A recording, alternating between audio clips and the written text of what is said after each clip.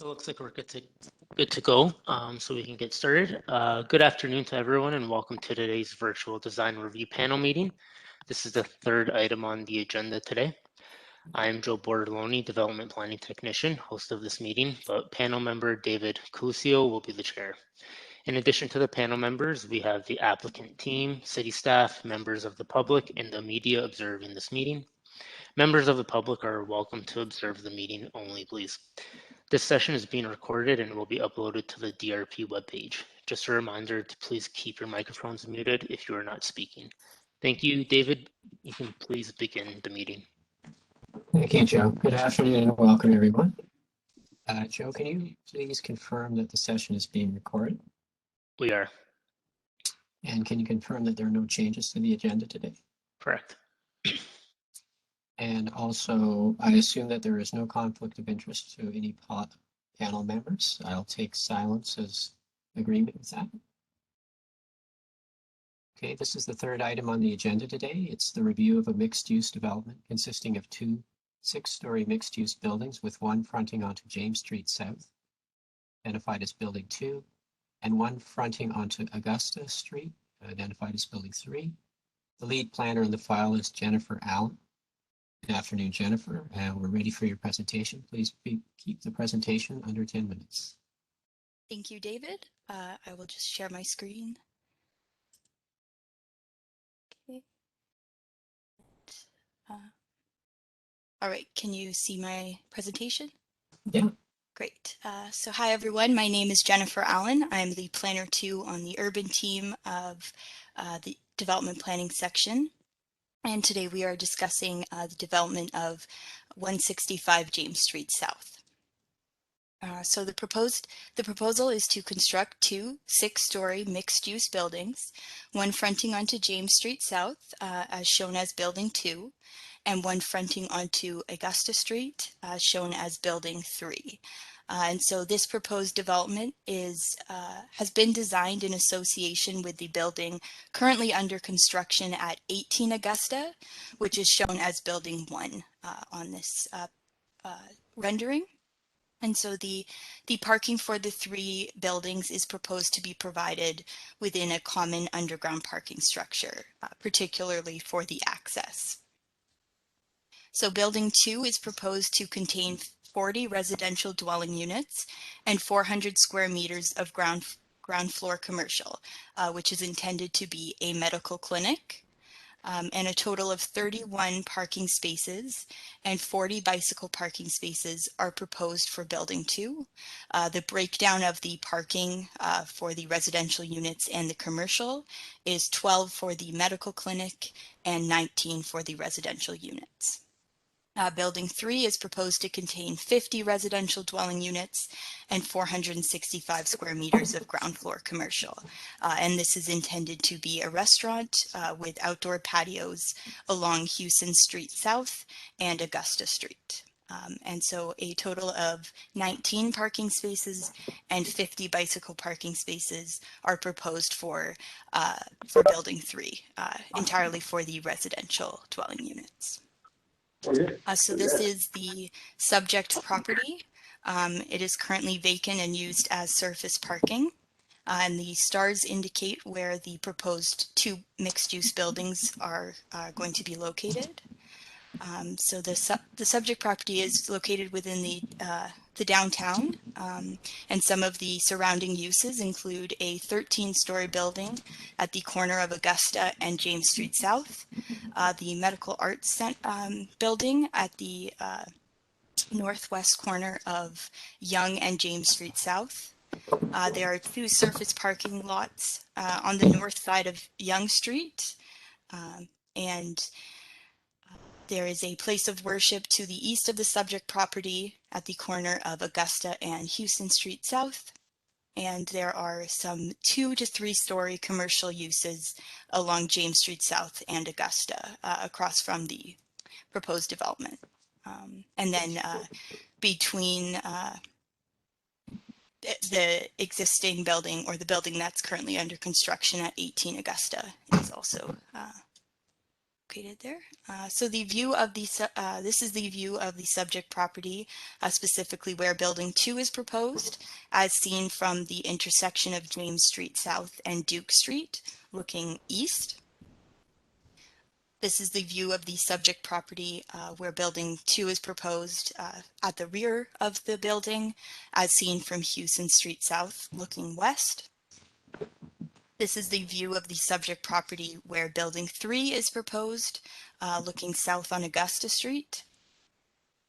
And this is the view of the subject property, the rear of where Building 3 is proposed, seen from Houston Street South, looking northwest.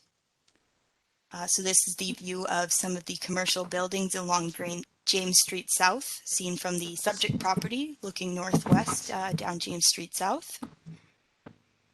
And this is the view of the commercial buildings along Augusta Street, seen from the subject property, looking northwest. This is the view of the building which is currently under construction at 18 Augusta Street, looking southwest on Augusta Street. And you can also see the existing commercial building that will remain between Building 3 and Building 1, the Medical Arts Building, and the 13-story building. This is the concept plan or floor plan of the proposed development. This is the underground parking plan. So this is the south and west elevations of Building 2, with the front facade that will be visible from James Street South. And this is the east and north elevations of Building 2. This is the east and north elevations of Building 3, which will be the facades visible from Houston Street South and Augusta Street. And then that is the west and south elevations, so the interior facade and the rear facade. This is a rendering of Building 2, and this is a rendering of Building 3. So the subject lands are identified as neighborhoods and partially within the Downtown Urban Growth Center node. And they are designated as downtown mixed-use area on Schedule E1 of the Urban Hamilton Official Plan. So neighborhoods shall function as complete communities, including a full range of residential dwelling types and densities. It should be develop compact, mixed-use, transit-supportive, and active transportation-friendly neighborhoods. The Downtown Urban Growth Center shall be the preeminent node in Hamilton due to its scale, density, range of uses, function, and identity. It shall generally have a higher density within the city with a minimum overall density of 250 persons and jobs per hectare. And it shall be designed with a strong pedestrian focus to create a comfortable and animated pedestrian environment. And then the major policy themes for the downtown mixed-use area is that it shall serve as a central focus for the city by creating a sense of place. Increasing the number of people who work and live in the downtown shall enhance the day and night activity and contribute to the planned function as a vibrant people place. A higher density form of housing shall be encouraged within the area designated downtown mixed use, and new commercial development shall be designed and oriented to enhance the street life of the downtown. So some of the urban design policies themes would be respecting existing character, development patterns, built form, and landscapes, promoting quality design consistent with the locale and surrounding environment, contributing to the character and ambiance of the community through appropriate design of streetscapes and amenity areas.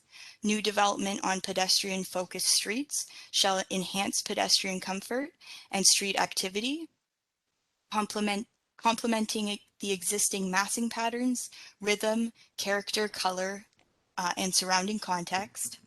And buildings shall generally be situated close to and oriented to the street. And just a note that James Street South is identified as a pedestrian-focused street within Volume 1 of the UHOP. So the subject lands are also designated as downtown mixed use within the Downtown Hamilton Secondary Plan and are identified as mid-rise on the maximum building heights, which permits up to 12 stories. So some of the urban design policies for downtown mixed use pedestrian focus is pedestrian focused streets are intended to cater to pedestrians by creating a comfortable, active, and visually stimulating walking environment. Buildings should maintain a complete street wall and provide an uninterrupted building line at street level through infill development. The articulation of the facades and new buildings shall reflect or complement the traditional patterns of fenestration in adjacent buildings. The ground floor shall be clearly articulated in the massing of the facade, substantially glazed with generous floor-to-floor heights and designed to accommodate signage. And the integration of rooftop terraces, gardens, and associated landscaped areas for private amenity areas, climate enhancement, and stormwater management should be encouraged. So the subject property is zoned D2 under the Hamilton zoning bylaw 05200. The uses of a multiple dwelling above the ground floor and commercial uses are permitted within this zone. A maximum height of 44 meters is permitted as per Schedule F, Figure 1, and the minimum number of parking spaces required for the proposed development will be calculated based on the breakdown of unit sizes and the type of commercial uses. And for the benefit of the panel members, this application has not gone through any formal development application with the City of Hamilton.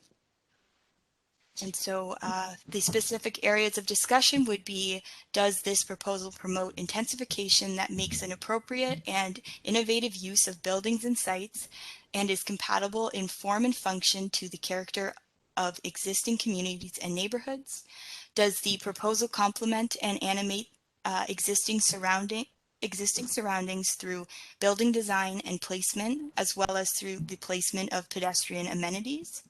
And does the proposal include the provision of amenity space? And what is the relationship to the existing patterns of private and public amenity space? So that concludes my presentation. Thank you. And I'll just stop sharing my I screen. think we're now ready for the consultant to provide their additional information, but please keep the presentation under 10 minutes.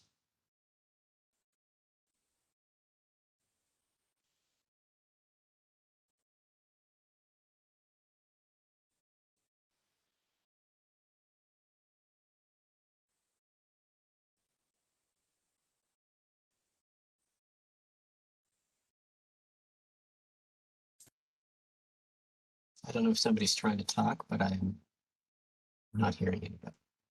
Okay. Can you hear me now? Yeah. Okay, great. Hello, everybody. My name is Rick Lintak. Architect, principal of Lintak Architects in Hamilton. And I trust you can see the screen first. Yeah. Screen up. Yeah. Okay. This is I guess about my.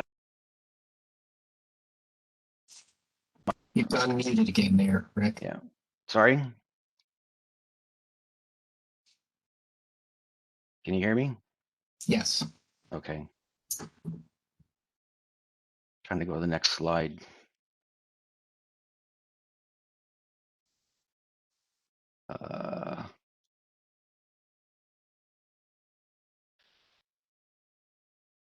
Sorry.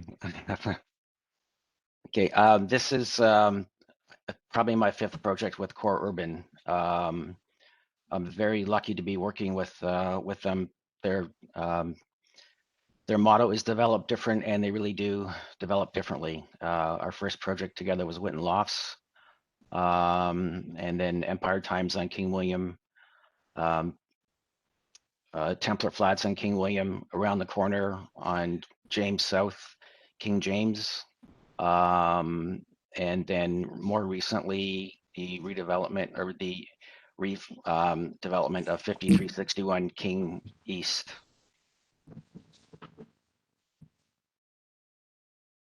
This is a detail of 5361 King. The building was originally, the facade had a very handsome facade. In the 60s, it became stripped down to strip windows. Our intention was to remove all this and basically restore the facade to the way it previously was. And this is a close-up showing the level of detail that my clients have gone through to really replicate this beautiful facade.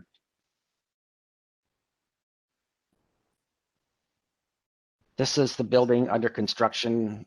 This is building 1. And so the same level of detail that you saw in the previous slide will be, you'll see that here, as well as building 2 and 3. This building will be poured concrete construction, as will the other buildings, because we feel that it needs to be as permanent structurally as it looks. This is the context slide that you've seen something similar. That's a building under construction, building 2 and building 3. As was mentioned, zoning is D2, which does permit 44 meters or 12 to 14-story building, similar in height to the building that's here right now. Core Urban elected to keep it down to 6 with this building. They're intending to do the same with these 2, so that these can all work together architecturally, and just a much better scale for the street. And these are some context slides which you've seen before. That's across the street, across King William, across Augusta. The sort of modern church on the corner. This is the gap that our building 1 will occupy. You can see the slope to the street, and the sloping of the site is very, very prominent. It slopes from 3 meters from one side to the next.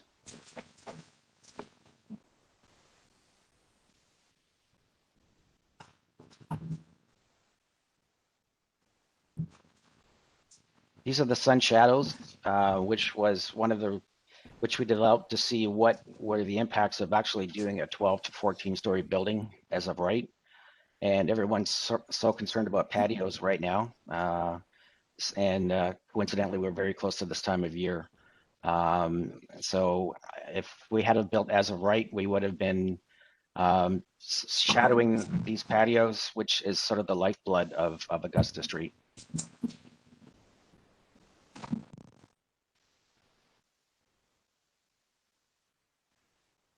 And you can see, compared to the 6-story, which leaves lots of sun on the existing patios.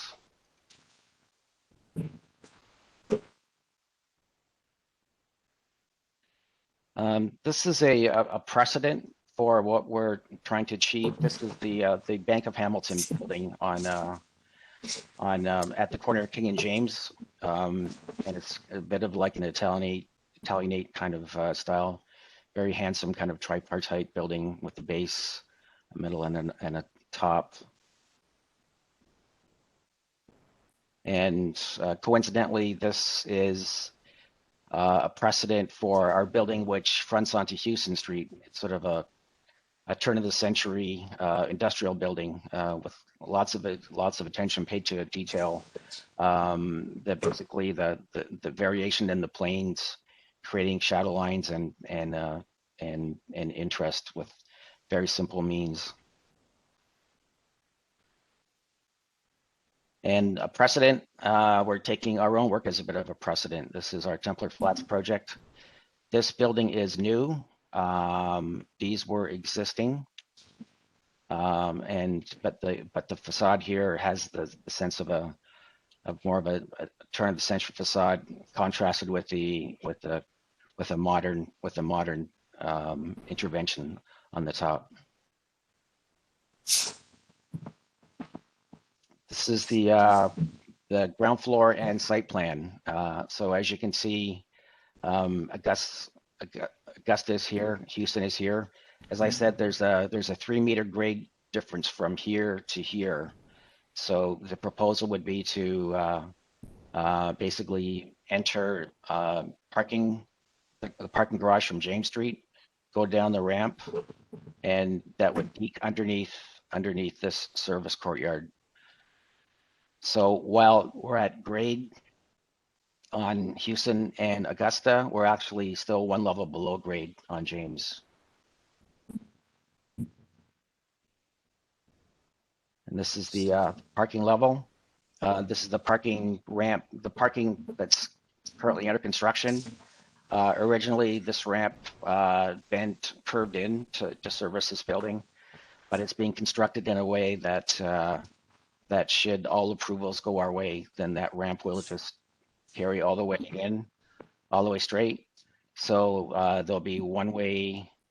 Currently, this is a 2-way ramp, 3.6 meters. Once this project is done, this will be a 1-way ramp, 3.6 meters down, and then a 1-way ramp up, 3.6 meters wide, and then parking for the buildings, for the residential buildings, shown in pink. This is the second floor. By the time we get to the second floor of building 1 and building 2, we're at the ground floor of building 2. So you can see the entrance to the parking ramp, residential entry, and the medical office floor. Our units are a mix of 1 and 2 bedroom.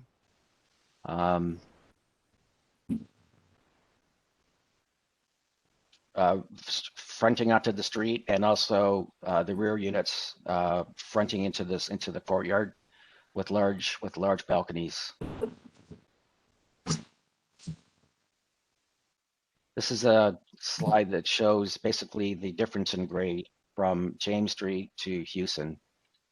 So it was very difficult to kind of wrap your head around when you're designing it, because what's ground floor here is actually basement on James. And as you've seen, this is the building 2 facade with the sort of inspiration with the Bank of Hamilton building. The rear facade, which would have the deep balconies. And building 3, which is on the corner of Houston and Augusta, with the overhanging canopy, sort of this sort of brick sort of industrial kind of detailing, and then contrasted with the glazing, like a nice glazed piece at the front. That's sorry, at the top 2 floors. And the side elevations, this facade looks onto the courtyard.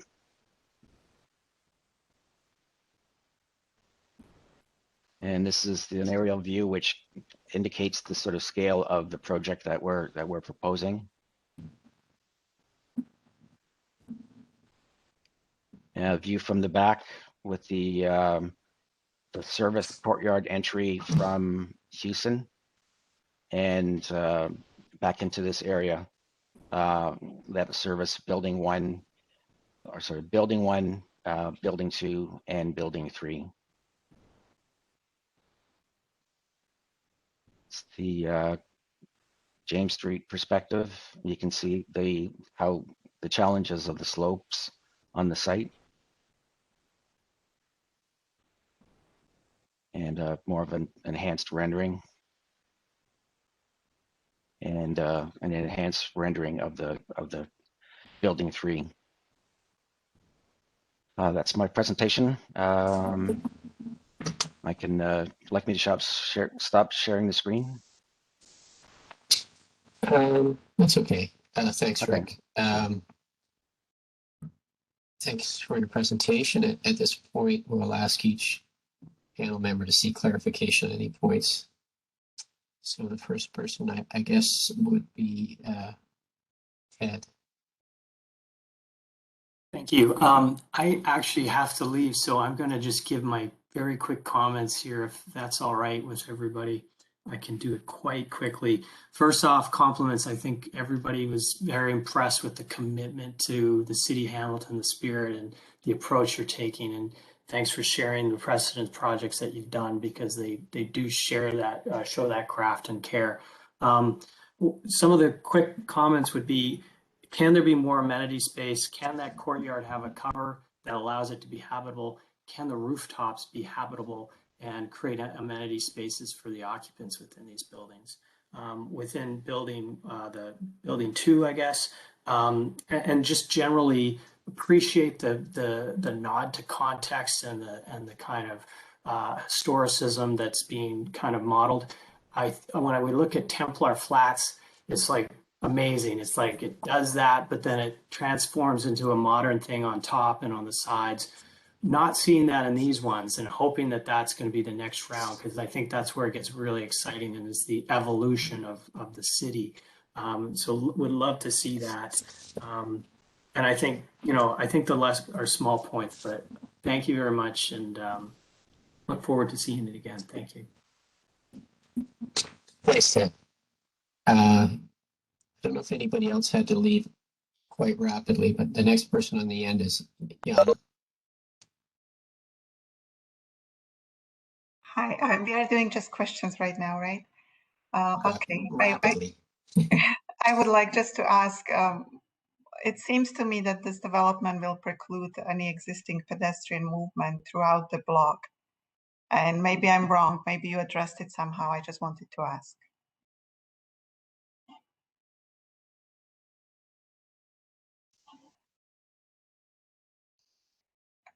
I can't hear anybody. I don't know if anybody is answering or not. Yeah. I'm just trying to grab the site plan. Yeah, basically the pedestrian movement is kind of shortcutted through the block. It won't be possible to shortcut from James to Augusta. Pedestrian movements will still have to go around the block. Internally, there will be parking for available in the evening for the restaurants. We mentioned that the pedestrian movement will be through this existing alley and then off to the front. Okay, thank you. Hoda, do you have any questions?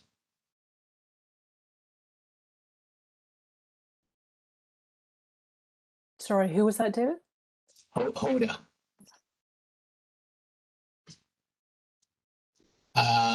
She's not on this call, actually, I'm noticing. Oh, Sorry okay. about that. Joey. Thanks, David. And thanks, Jennifer and Rick, for your presentation. I'm just wondering if there's any information on future development of the remaining lot where the surface parking is, I guess the southeast corner? Well, Steve and Dave haven't bought that yet, so I don't know. Is that the next one? I don't know. They're full of surprises. Okay, and maybe that was more a question for Jennifer. I don't know maybe if she had, there's been submission or something that's come through the city. I am not aware of any development application at this time for that property. Okay. Okay, that's all for me. Dana? I have no questions at this time. Jennifer? Two quick questions. Can you tell us about the ownership of the slip of land between, or there's a small building between building 1 and building 3? And is that owned by this developer? That's one question. And the second question is, along Augusta, where is the property line? And is it possible to identify in the drawings that go for site plan approval some sidewalk amenity space, just so that there's a development of the pedestrian realm there. I know that might be restaurants, so therefore kind of in the hands of commercial, but I think that's really needed on that side. It's getting into comment, but those are 2 questions. Okay, the building in the middle is not owned by the owned by the developer. But they're very excited about having neighbors, and they've been very cooperative with respect to underpinning and that sort of thing. The property line is actually at this point, so we are within, I think we're about 2.4 meters from the property line. We're in line with the pheasant plucker. We felt it was important to maintain that line so that the patios Agreed. just carry on. Any other questions, Jennifer? No, that's fine, thanks. Okay, I think that we can go to comments at this point. So Ted has already provided. So Jan? Thank you very much. And thank you for the presentation and the materials. I really like the proposal, especially that you are not building to the full height potential as permitted, as I do believe that this massing is certainly more responsive to some of the 2-story structures on the other side of the street. I also very much appreciate how we are dealing with the grade change, although I would strongly suggest to keep some pedestrian connectivity throughout the block. As it's right now, it's very permeable, and I think that will be missing. I agree with Ted. A slightly more contemporary approach to some portions, at least, could be introduced. I'm struggling a bit with especially the building number 2 having more, I don't know, a little more historic connotations than I would personally like. For example, balustrades and also the rich detailing of the front facade, which doesn't continue around at all.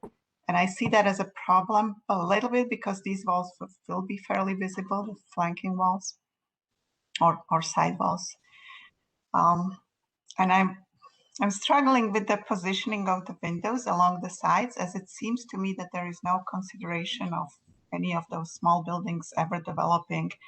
I might understand the one for the 1-story building on James. That would be difficult to develop, as the tall corner building already features window on that side, but the 2-story pheasant plucker, I think it's called, could be redeveloped if your proposal didn't place the bedroom windows on that side. And it also seems to be a problem for the 2nd story because your floor plans show the 2nd story having bedrooms, but that's also their wall. Anyway, that's a minor detail. I just don't know if anybody ever considered that, though, that those 2 lots, or at least this one, could be something better in the future and fitting better. And other than that, my only concern is, and again, as Ted mentioned, that you are having a fairly large servicing area and no amenity space, and maybe that servicing area doesn't need to be as big. Maybe it could stop sooner, and maybe there could be some nice small amenity space with some landscaping, some nice courtyard. So I think that's it for me. Thanks. So Hoda's not here, so Joey, I think, is next. Thanks, David. So I'd like to start by saying that I think this is a very refreshing project. I think this panel has gotten sort of in the sort of short time that we've been together used to projects that take the opposite approach, which is a very kind of contemporary or modern design, and also projects that try to exceed the maximum height or maximum density of a site. So for this project to go at half the scale, I think is commendable. I guess the burning question with the panel is, what style what style is the best style for contemporary buildings? And I think taking cues from or what's typically termed as mimicking historic buildings is always a criticism. But I think one of the reasons why it's a criticism because it tends to fall in the hands designers and architects that really don't understand how to design in that way, and don't appreciate the kind of value that goes into that level of design, and the craft that goes into it. So it's clear that this team, both obviously the development and the design team, clearly understand the value of historic buildings and how to put them together. That said, I think Jana and I think Ted made interesting points about how do you bring a bit of contemporary into historic, into a building that's designed in a neoclassical or historic way. And I think that comes in the details, and also in some ways in the materials, because the craftsmanship of 100 years ago and the craftsmen of 100 years ago are no longer with us. So things are done in a very different way. And I feel that the kind of contemporary design will come through in the details in these buildings, even though we're not seeing it right now through this package. I know I commented on the buildings being the right height, and it's amazing that it's to allow sunlight down to the patios. But I'm wondering that maybe it's not achieving enough density, especially because this property is in the downtown. It's a lot of property, and I know that Hamilton is trying to really densify this area. And my last comment is that I think that, and Jana raised this, that more study and development is needed for the public realm components at grade and how pedestrians move around the site. And thank you very much for a very strong project.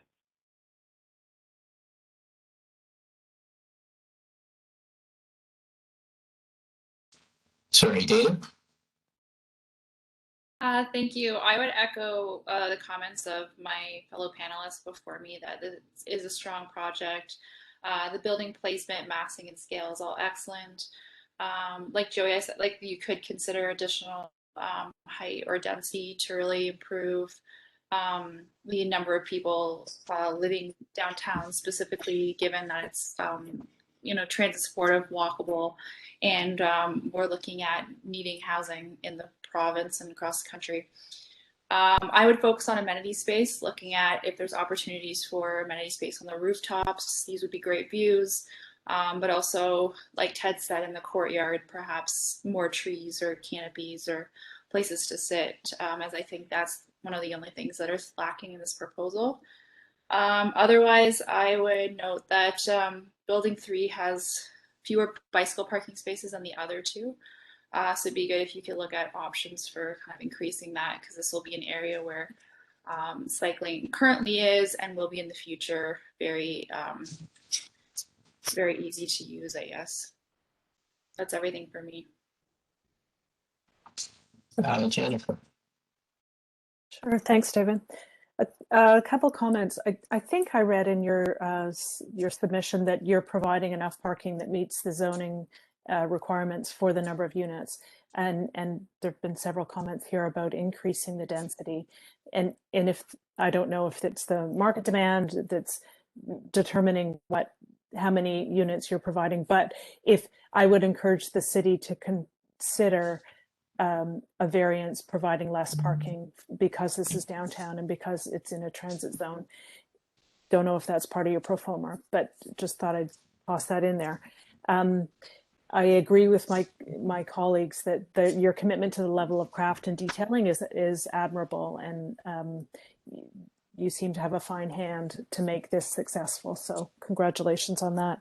I support the variance that you're not providing the setback as per the zoning, because I think the massing that you have there works in the context of downtown Hamilton, and it's more successful without that setback.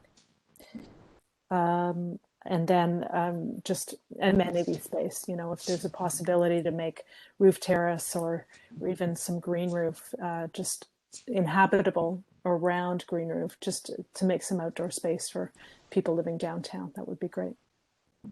That's all for me. Thanks, Jennifer. again, I think everybody ahead of me has complimented you on your architectural massing strategy, the density approach. I mean, some of the other strategies that we've seen for other residential developers have included above grade parking solutions and at grade parking solutions embedded within the building. And the fact that all of your grade is street related, commercial, possible restaurant spaces is great. And so I think it's, you know, urbanistically, I think it's really powerful, and I think you're fully support the strategy as well as the setback and variance. And I think, you know, others have talked about the you know, the opportunity for trying to embed amenity in it. I can understand why you're not going a little bit higher. You really only got one elevator in each building, which as you get bigger, I'm sure you'd be reaching the capacity of that strategy.